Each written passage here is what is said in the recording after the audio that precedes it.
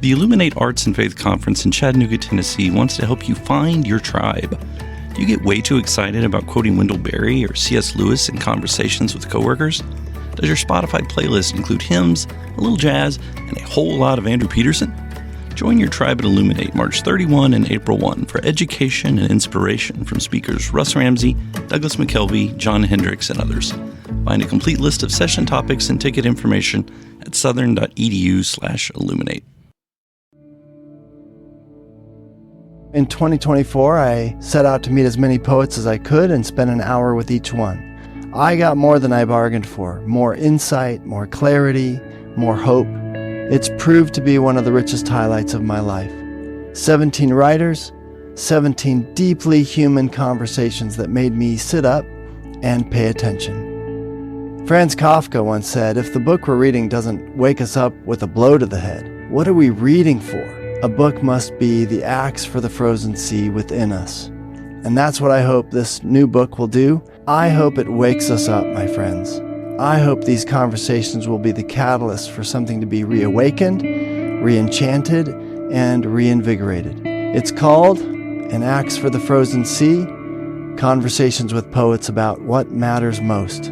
I'm Ben Palpin, and I hope you'll come and listen in as I spend a little time with poets like Lucy Shaw, Malcolm Guite, Dana Gioia, and Lee Young Lee. Pull up a chair at the table as we dig into what it means to write well and to live well. An Axe for the Frozen Sea is now available from Rabbit Room Press. Visit the store at rabbitroom.com, or better yet, ask about it at your favorite bookseller.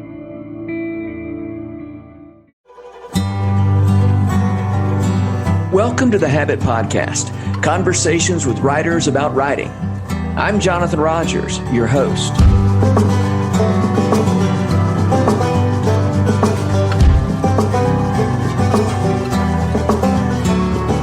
Marilyn McEntyre is a writer, a speaker, and a professor of medical humanities at the UC Berkeley and UC San Francisco Joint Medical Program. She's written 20-something books, several poetry books, books about end-of-life issues, and books about the way we choose and use our words in public discourse. Her most recent book, Speaking Peace in a Climate of Conflict, is a follow-up to her earlier book, Caring for Words in a Culture of Lies. Marilyn McEntyre, thank you so much for being on the Habit Podcast. Your book, Speaking Peace in a Climate of Conflict, it's so important for this time. And so I'm looking forward to having a conversation with you about it and just about all the issues that surround your book. And so since we're having a conversation, I want to start with an idea that you mentioned in your book. And that is that when you talk about how important conversation is, and you say that traditionally conversation has been the warp and woof of community life. What do you mean when you say that? I mean that to come into conversation with people, if you look at its etymology, goes all the way back to much richer meanings, like to dwell with or to walk with, to be on a path. Literally to turn toward, right? It's or turn with, or or to turn with. Yeah. And I also think of my grandmother who grew up in Virginia and my grandpa who grew up in North Carolina, and somehow they came out of a particular generation and Southern culture where visiting was really an active verb. You just sit down and you visit for a while, and people would converse without without much distraction or without much intention beyond exploring something together, not just exchanging news, but reflecting on things together. Yeah. Or, even not reflecting, but just being present, right?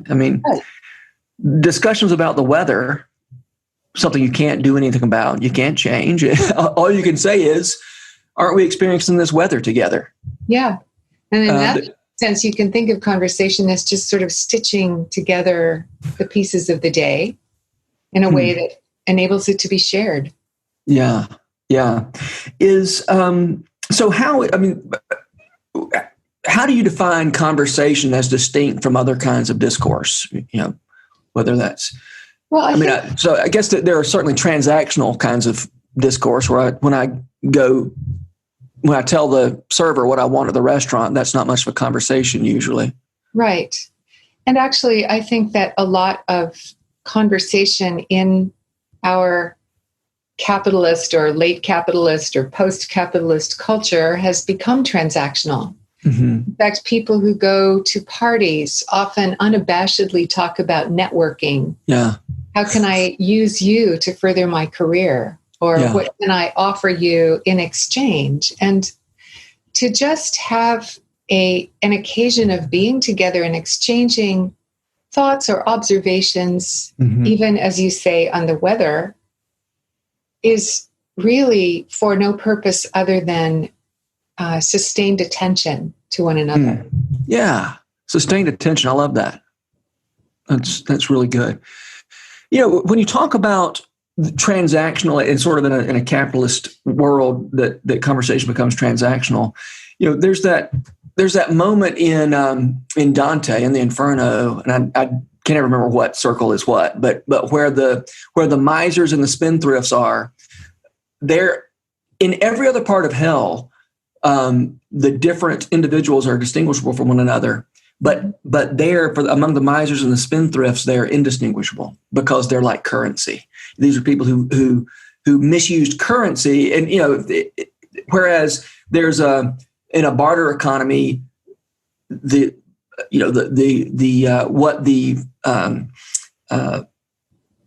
blacksmith brings is very different from what the baker brings, and as they trade, there's something individual about that. Mm-hmm. Whereas when we're working with currency, it's all the whole point of currency is that it's indistinguishable, right? That's right. And I think about this book that's become a kind of classic of its own kind. I think it was written in the 60s by Lewis Hyde, called The Gift. And he talks about, he's an anthropologist, and he talks about the gift economy, and that in most traditional cultures, there are things that cannot be bought and sold. They can be given. Yeah. But that we need in a healthy culture to have those things which can't be commodified. And so I think about the ways in which we have commodified airtime, space, water, earth, and even our conversational time then begins to be drawn into the marketplace in that way. Yeah. And of course, people are legitimately paid for teaching, lecturing, those kinds of things. But I think that to preserve a space of exchanging the gift of language with each other is deeply nourishing and important. Yeah. Who was it? Somebody talks about the idea that maybe teachers, instead of giving them a salary, call it an honorarium, right? I mean, we don't, that this, we're paying you to honor you, but your teaching is not a commodity. Right. And in academic settings, that is what they call it, an honorarium. Yeah. And I appreciate that. Yeah. Yeah. Except it's also an excuse to pay whatever they feel like paying you. Well, that's true too. That's true too. And I don't want to lay too much emphasis on the capitalist frame, except that I think that has, the language of the marketplace has invaded both the church and the academy in ways that are worth being alert to. Right. Yeah. Yeah. So, and what's the difference in conversation and debate? How are those two ideas different? Well, or related? I will reply with an anecdote, which is that years ago when I was teaching at Westmont College, they had a debate tournament every year with other colleges, which many schools do. But I noticed in preparation for debate how students would just really work on a position, and boy, they were going to win something. And again, I think debate has its place, and it's really good to have a vigorous debate and work out the implications of your position. On the other hand, it is hard to stay in a debate and honor the ambiguities and the complexities that characterize almost any human situation that's worth talking about. Yeah. Because really, where we live is the gray area. I wrote a piece a while back called "The Gray Area is Holy Ground." And I really think that that's where what God has called us into is a place where we have to work out our salvation with each other in the midst of very troubling, paradoxical, conflicting, shifting matters.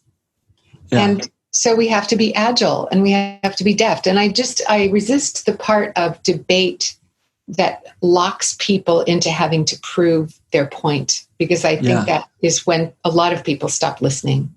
Yeah. There's a kind of debate, a way to debate that you don't see very often, that really is geared toward finding what's true. Like let's together figure out what's true. Oh, yeah. You've probably read Alan Jacobs' book, How to Think. Yeah, parts of it. And I guess I shouldn't put you on the spot. So much respect for him. Yeah. But he talks about, now I can't remember the name of the debate society. It's the long something, the long era, the long now society, I think. And one of their rules is, before you can speak, when it's your turn to speak, you have to summarize what the person before you said in a way that they would agree is true, that's what they said, right? You don't have to agree with it. Yeah, that's such a good discipline. And when I teach argumentation in writing courses, or when I have taught it, one of the things we start with is making concessions.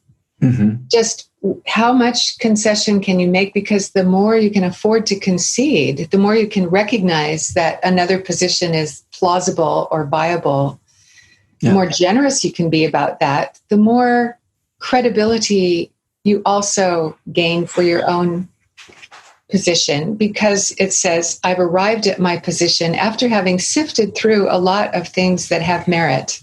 Mm-hmm. Mm-hmm. But I've found my place on that 365-degree circle. Yeah. The other thing that I resist about debate is the either-or mentality. Mm-hmm. People keep talking these days about listening to the other side. And I think we're so bifurcated politically and in so many other ways in this culture. But really, there are never just two sides to every question. There are 365 sides. Yeah. Just so to resist that tendency to just polarize, I think takes some vigorous attention to the form of the conversation. Yeah. Yeah, and I think it's in the same chapter of the Alan Jacobs book I was just talking about. I think it's the same chapter. He talks about a debating society at Yale, I think. Mm-hmm. And I should know the name of it because it's a very well-known debating society. But one of the questions when you join is, have you ever broken anybody on the floor? Which is, in the course of debate, caused your opponent to change their mind. Mm. And then the next question is, have you ever been broken on the floor? And the correct answer is yes. I mean, like the answer they're looking for is yes, not no, I've never been wrong, but I am honest enough in the way I discuss that I'm willing to say, you know what, you're right. Yeah. Oh, I love that. I've never heard the phrase. I haven't read that.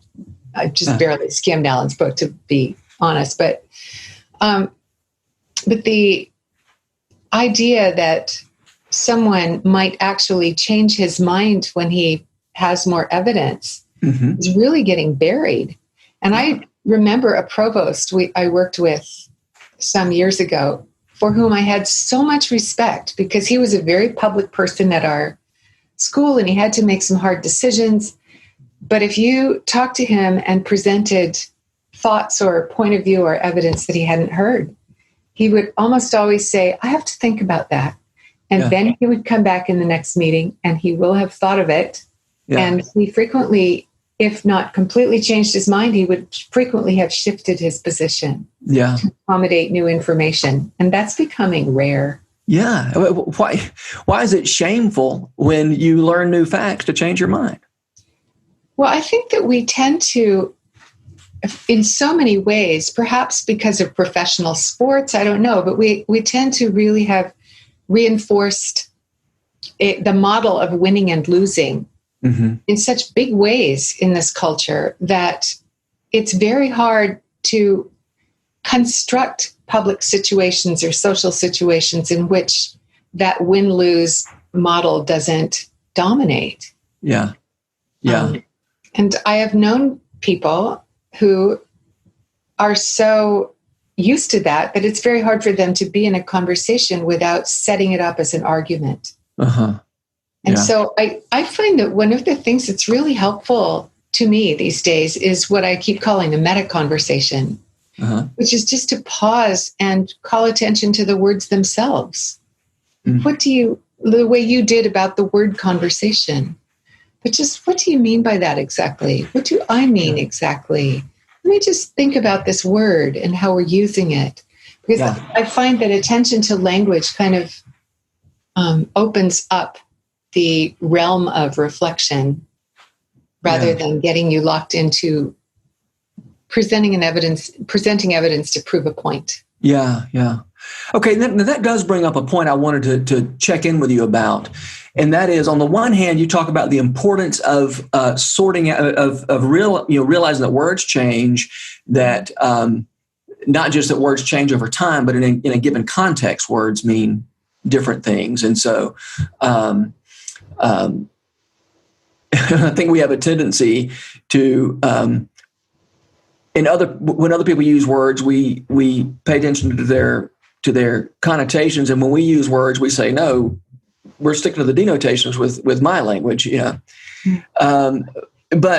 at the same time, or in the same chapter, you talk about the importance of paying attention to the histories of words, to what words used to mean, and in some ways, those two ideas can come into conflict, right? I mean, insofar as sometimes I see people talk about that they'll trot out word histories as if that it's a little bit like trotting out the dictionary definition, right? Mm-hmm. Which you warn against in my first chapter, yeah.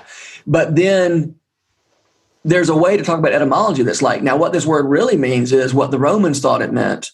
Oh, yeah. Well, I would never say what it really means, but I might say, this word has a really interesting history. Mm-hmm. It has layers of meaning, some of which are still echoing in the background, that it's a bigger word than we might realize. And it's got some connotative richness that it's worth recalling. Mm-hmm. But I think that what it really means is a mistaken idea to begin with, because language does evolve. It's a living language, and it's got a certain fluidity to it. And there are various variances in regional use, for instance. What is that line in My Fair Lady where Henry Higgins says about American English? He's speaking about English, and he says the Americans haven't spoken it for years.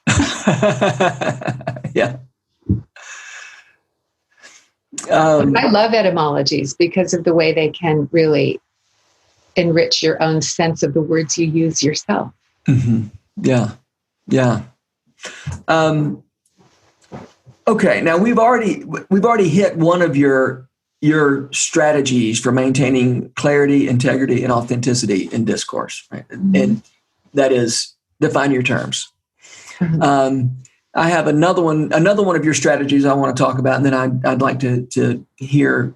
We can't cover all your strategies, but I'd like to maybe hear from you on one of your other favorites. But here's a strategy that I want to talk about is the idea of I think you have a chapter titled "Articulate Your Outrage." Mm-hmm. Is that a chapter title? Do I have that right? Or your outrage or something? Yeah. Yeah, and so encouraging people to articulate their outrage feels to me like you're coming into conflict with your commitment to civility. I'm asking this in such a way that's inviting you to you bring the nuance. Okay. So how do those ideas square with one another? Well, I think I'll start with the word civility, that it does mean it comes from civitas. It comes out of that ancient question of how we manage to live together and negotiate things without killing each other, right? And so, but I think that civility often gets confused with a kind of blandness or niceness that is really not the point. And I think civil people are people who are very attentive, careful about their own speech, willing, as you have said, and I have said, to change their minds or perspective when they receive new evidence. But I also think that it belongs to civility to allow yourself your felt response to things and, connect your body, your mind, your visceral responses, your heart, so that if you witness an injustice, you will be outraged by that. There's a place for indignation. And again, to go to an etymology, one of the ancient meanings of rage is passion. Uh-huh. It really connects to compassion. And so I think there are things about which it's not okay to be bland or even soft-spoken, but vigorous and clear. So when I think about articulating outrage, I'm not talking about just spitting and flailing and waving your fists. I'm talking about channeling that passion into a very clear statement of protest, which originally meant to speak for, not speak against. Uh-huh. But protest to protect the vulnerable or to speak for the voiceless. And there are things that I don't think people of faith are quite outraged enough about in some quarters. Yeah. That's where I was And so if civility is learning how to live together without killing one another, when people are being killed, that's a good time to be outraged. Outraged, yeah. And that's civil. The articulate part of it is then find the words through which to funnel it so that you can speak truth to power and so that you can speak into the public forum in a way that's capable of being heard. But that's where I think that advice to be wise as serpents and harmless as doves really becomes pertinent. Yeah. That's a paradox to live by. Yeah.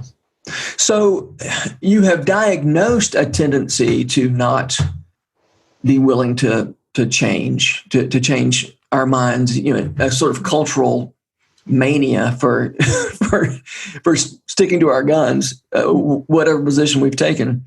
And what is how do we get out of that? I mean, how do we move toward being the kind of people who are willing to change our minds when the evidence changes?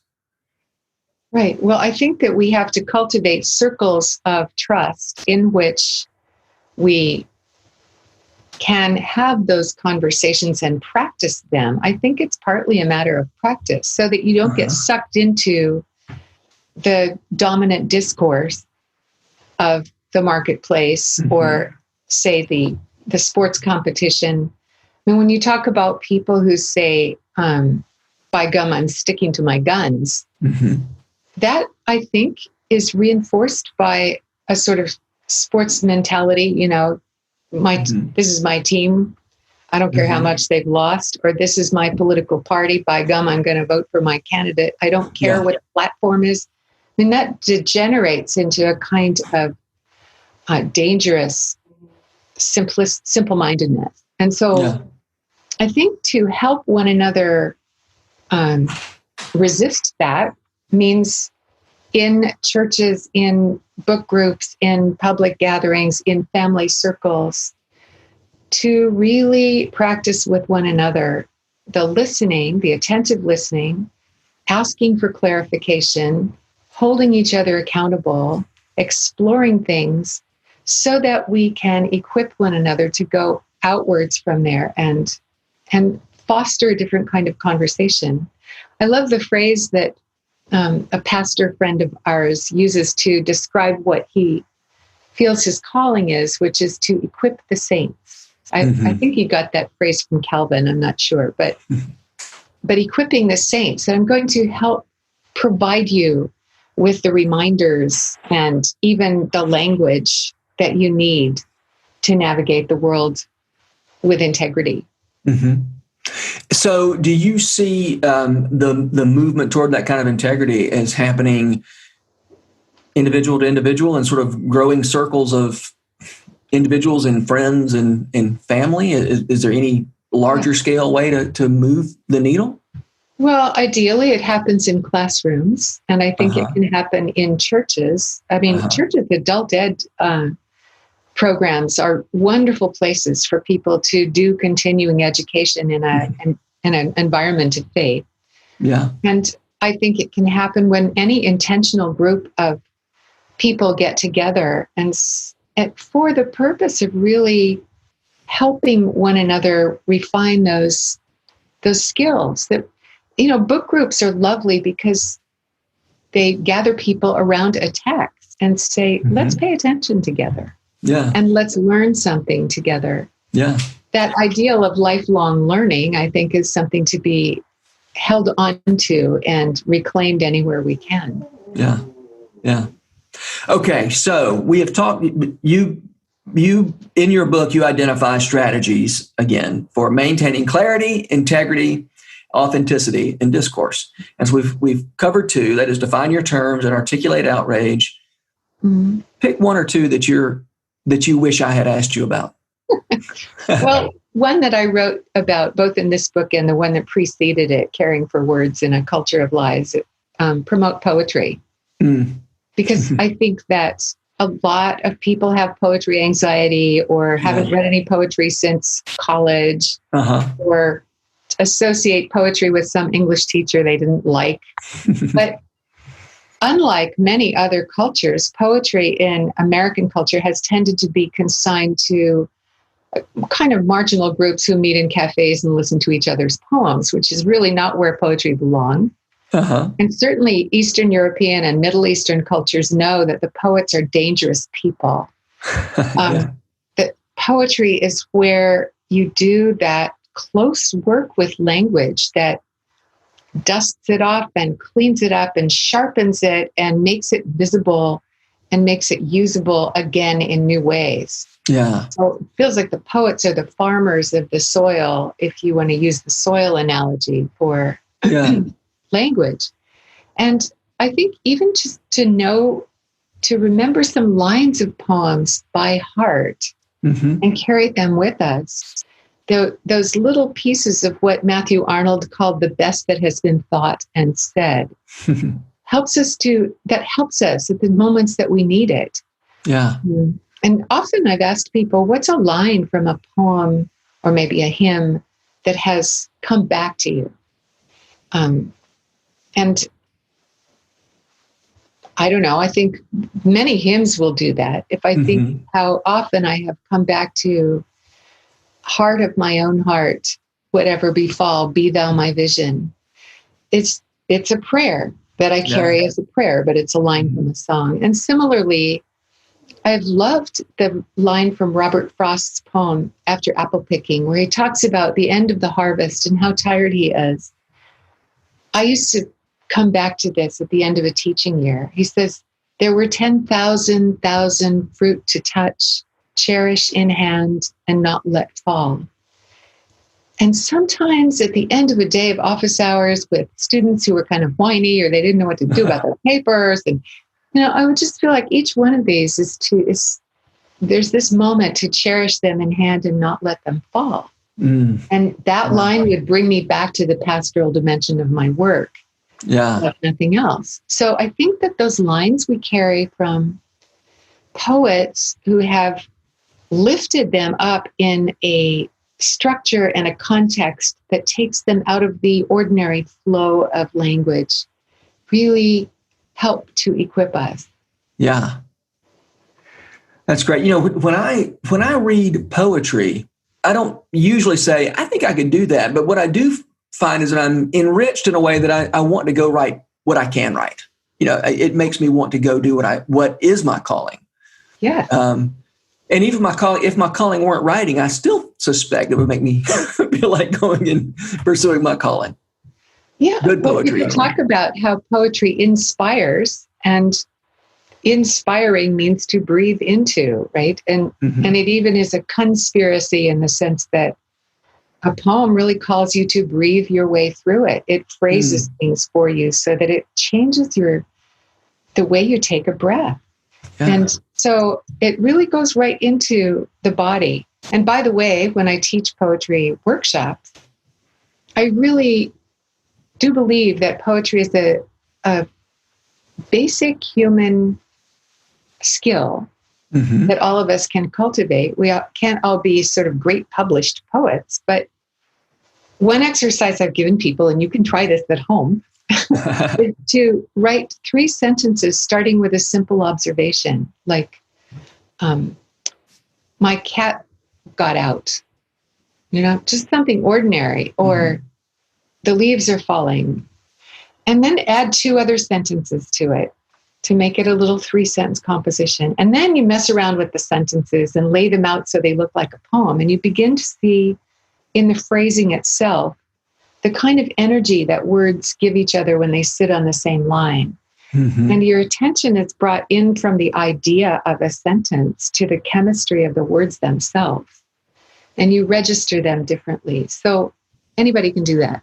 3 sentences, really easy. Excellent. How about, I think we have time for another, you have another strategy for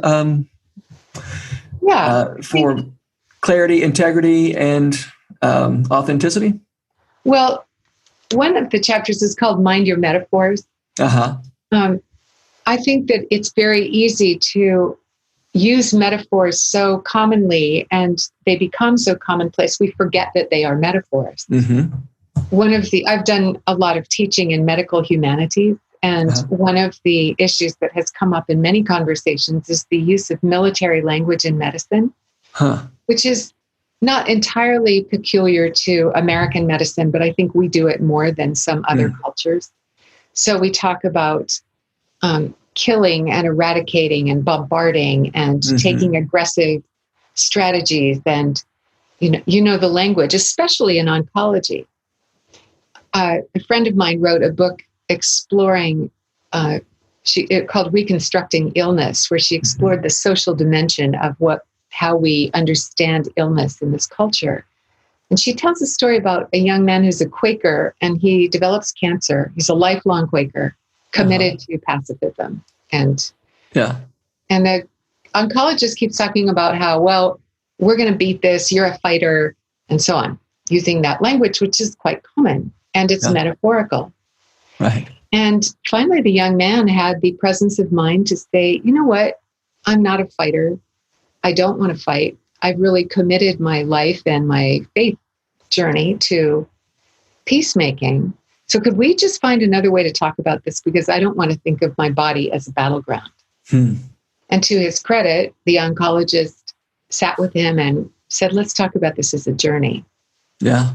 And it makes a huge difference to think of the journey you're on rather than the battle you're in. And so in so many ways, I think that we rather unconsciously begin to use economic metaphors or military metaphors to describe. Mechanistic metaphors. Or mechanistic metaphors, exactly, for the body. And think of all the computer metaphors we've appropriated with input and output and feedback. And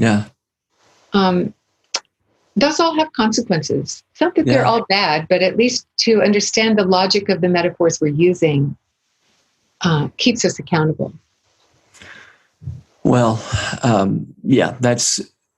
I think it's from reading Wendell Berry lately. Just thinking about the importance of not thinking of the nature and human beings as machinery. It really makes a big difference. Yeah. The whole point of machinery is to banish mystery. That's right. And we live in a mysterious world. Well, I think Wendell Berry is one of the great voices of our time in the way that he models not only elegant use of language, but a use of language that reaches back into that long history of human conversation. And I have noticed in his writing that he doesn't very often use the terminology from clinical psychology that we so often domesticate. I mean, I've heard so many students, when they're really just sad or discouraged, say, oh, I'm so depressed. Or talking about neuroses or something. But I noticed that Berry reaches back for beautiful older words like sorrow. Now, that's got a capaciousness to it that speaks of a range of human experience that you can't get at with clinical language. Yeah. So he's a good model. Yeah. And sorrow humanizes the sorrow, and it nobody has ever suspected there was a pill to deal with sorrow. Right. That's right. Yeah, that's great. Okay, well, I always end these conversations by asking, who are the writers who make you want to write? Well, Wendell Berry is one of them. What a lovely transition. I think that his sentences slow you down in a very good sense. It's like someone who's deliberate about conversation. And the effect is we're not going to hurry through this. Mm-hmm. We're going to just dwell on this character, if it's his fiction, for a while, talking about Hannah Coulter or Jayber Crow. We're going to just sit there in his barbershop and take things in. Yeah. As my North Carolina grandpa used to put it, we're going to set a spell. Just witness one another. So the beauty of his lines is really enriching and quieting and empowering for me. But I have to say that on a very other note, one of my very favorite writers is Annie Dillard. And I keep kidding with people about how I want to write like Annie before I die. I have had a colleague who said, I don't know, she's just a little too dazzling, but I love her bedazzlement. She just brings into her writing this sense of astonishment at the world. There's something so childlike about it. And she manages in a very articulate and educated and practiced way, as a lover of language, to hold on to the, hey, look, energy of a little kid that says, or you remember that line from the Hopkins poem that starts, look at the stars, look at all the fire folks sitting in the air. Oh, look, element in Annie Dillard's prose makes me want to offer that to people. She's got kind of vitality and vigor in it. So I think there are writers you love for their clarity. There are writers you love for their agility. There are writers like Brian Doyle is a wonderful writer who died way too young. Oh, man. A poet and a wonderful humorist. I love his book of Uncommon Prayer. Oh, I don't. Yeah, I've seen the title, but never read it. Oh, put it on your list. It's just a delight. But these prayers he writes really are prayers. And yet they're also, some of them, quite funny, especially the titles. He gives each of them a title. And they're so quirky. They all serve as a reminder that we can come to God in a completely open-hearted and sincere way. And if we are to bring all of ourselves, part of that is a sort of comic sense of the world in the mess it's in. Yeah.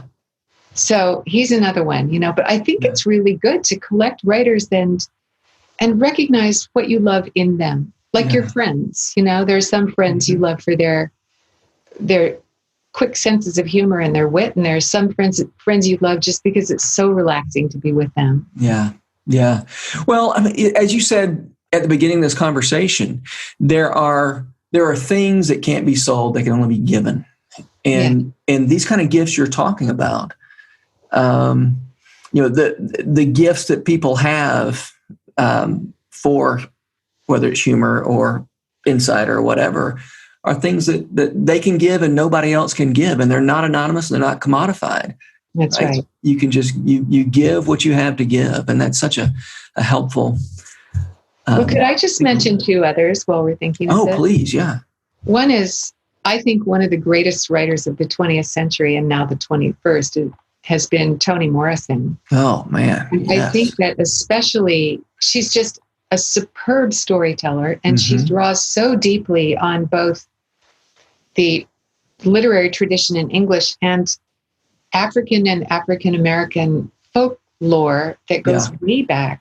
And I think in this generation, when we're thinking so much these days about how to rectify a miserable history of race relations in this country, that along with the writers who address that head on, I think to read someone with a voice like hers, and an awareness like hers that's so generous and so spacious, and it's got its hard edges, but I feel as though her novels by themselves give us a much needed education in what it is to listen across profoundly different historical and racial experiences. Yeah. Oh, I so agree.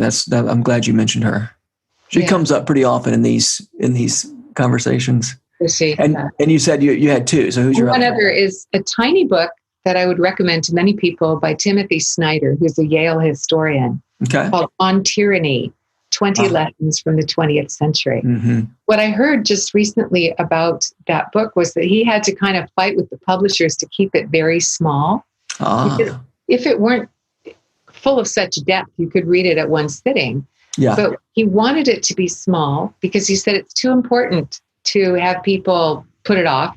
And the question he's addressing is, what can we learn from populations that have succumbed to authoritarianism in order to avoid that? And it's timely, and it's simply written. It's deceptively simple. Because he's digested so much of the history of the 20th century that we so desperately need to learn from.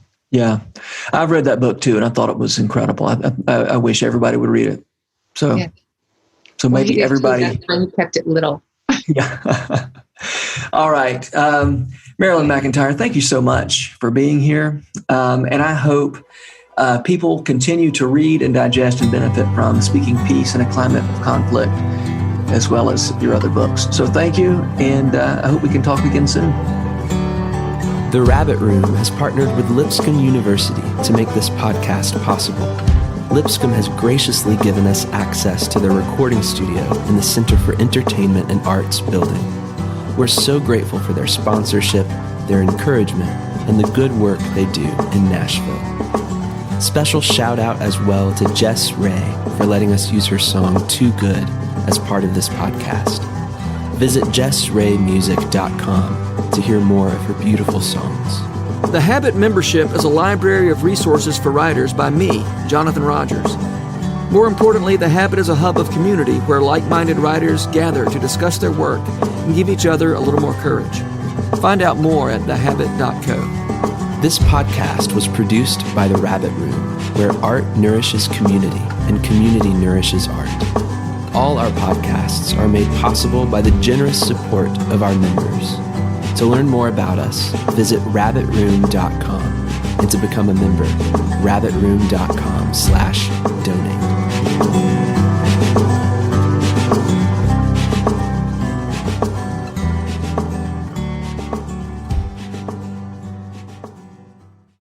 If you've enjoyed this podcast episode, consider joining the Rabbit Room membership. Your membership helps sustain this community, funding everything from publishing and podcasts and theater productions to events and programs that support artists who create with a Christ-centered vision. We'd love to have you on board. Learn more at rabbitroom.com/member.